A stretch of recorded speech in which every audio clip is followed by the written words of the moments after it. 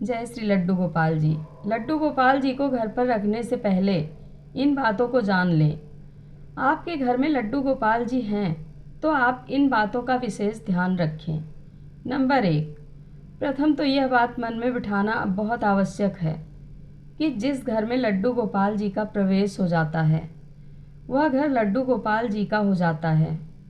इसलिए मेरा घर का भाव मन से समाप्त होना चाहिए। अब वह लड्डू गोपाल जी का घर है। नंबर 2, दूसरी विशेष बात यह कि लड्डू गोपाल जी अब आपके परिवार के सदस्य हैं। सत्य तो यह है कि अब आपका परिवार लड्डू गोपाल जी का परिवार है। अतः लड्डू गोपाल जी को परिवार के एक सम्मानित सदस्य का स्थान प्रदान किया जाए।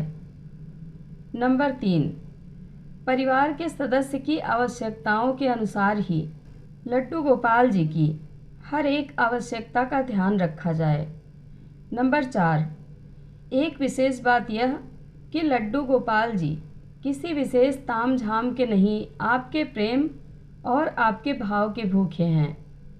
अतः उनको जितना प्रेम, जितना भाव अर्पित किया जाता है वह उतने आपके अपने होते हैं। नंबर 5, प्रतिदिन प्रातः लड्डू गोपाल जी को स्नान अवश्य कराएं, किंतु स्नान कराने के लिए इस बात का विशेष ध्यान रखें कि जिस प्रकार घर का कोई सदस्य सर्दी में गर्म पानी और गर्मी में ठंडे पानी से स्नान करता है, उसी प्रकार से लड्डू गोपाल जी के स्नान के लिए मौसम के अनुसार पानी का चयन करें। स्नान के बाद प्रतिदिन धुले स्वच्छ वस्त्र पहनाएं। नंबर 6, जिस प्रकार आपको भूख लगती है उसी प्रकार लड्डू गोपाल जी को भी भूख लगती है। अतः उनके भोजन का ध्यान रखें। भोजन के अतिरिक्त सुबह का नाश्ता और शाम के चाय नाश्ते आदि का भी ध्यान रखें। नंबर 7, घर में कोई भी खाने की वस्तु आए, लड्डू गोपाल जी का हिस्सा भी उसमें अवश्य होना चाहिए। नंबर 8, प्रत्येक मौसम के अनुसार लड्डू गोपाल जी के लिए सर्दी गर्मी से बचाव का प्रबंध करना चाहिए। मौसम के अनुसार ही वस्त्र पहनाने चाहिए। नंबर 9, लड्डू गोपाल जी को खिलौने बहुत प्रिय हैं। उनके लिए खिलौने अवश्य लेकर आएं और उनके साथ खेलें भी।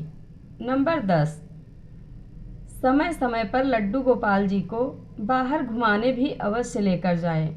नंबर 11, लड्डू गोपाल जी से कोई ना कोई नाता अवश्य कायम करें, चाहे वह भाई, पुत्र, मित्र, गुरु आदि कोई भी क्यों ना हो। जो भी नाता लड्डू गोपाल जी से बनाएं उसको प्रेम और निष्ठा से निभाएं। नंबर 12, अपने लड्डू गोपाल जी को कोई प्यारा सा नाम अवश्य दें। नंबर 13, लड्डू गोपाल जी से प्रेम पूर्वक बातें करें, उनके साथ खेलें। जिस प्रकार घर के सदस्य को भोजन कराते हैं उसी प्रकार उनको भी प्रेम से भोजन कराएं। पहले लड्डू गोपाल को भोजन कराएं, उसके बाद स्वयं भोजन करें। नंबर 14, प्रतिदिन रात्रि में लड्डू गोपाल जी को शयन अवश्य कराएं।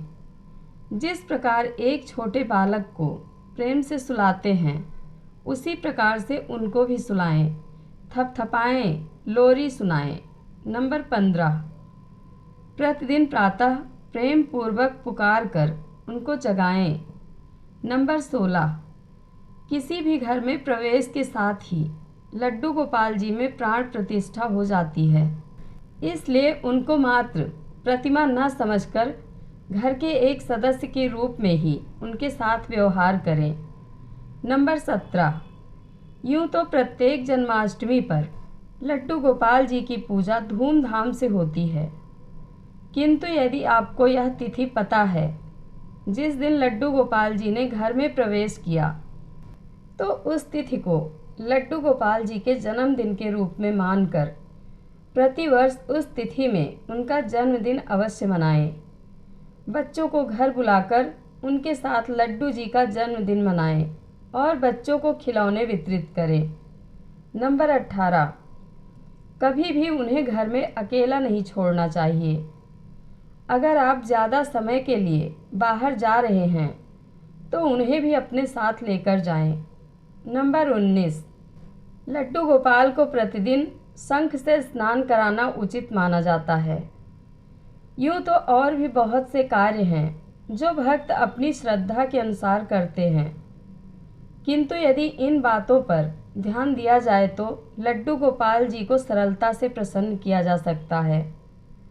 अगर आप लड्डू गोपाल की मूर्ति रखती हैं तो यहाँ बताई बातों को ध्यान में रखें, जिससे सुख समृद्धि बनी रहे। जय श्री लड्डू गोपाल जी। कथा अच्छी लगे तो कमेंट बॉक्स में अपनी राय अवश्य दें। धन्यवाद।